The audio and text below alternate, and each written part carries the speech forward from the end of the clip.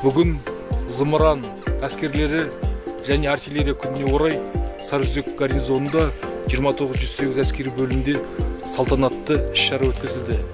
Сол іс-шара өткізу барысында біздің әскери бөлімнің әскери қызметшілері өз-өздерін жауынгерлік әзірлік деңгейінде сабақтарында және жауынгерлік даярлық сабақтарында үздік болып көрсетіліп, жетістікке жеткен әскери бөлімдерді арнайы құттықтап, осы кәсіби мерекеміздің қарсаңында және мерейлі отбасын атап өтіп, бір офицердің және бір келісімшарт қызметкерінің отбасыларын құттықтап, осындай үлкен гарнизонда әскери бөлімде іс-шара өткіздік.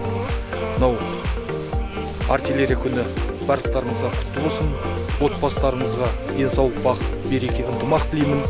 Қазақстан қарулы күштерінің әскерлері және оның ішінде артиллерия бригадалары артиллериялық тек қана биік шыңды бағындырып, жетістіктерге жете берсін. Мерекелеріңіз құтты болсын.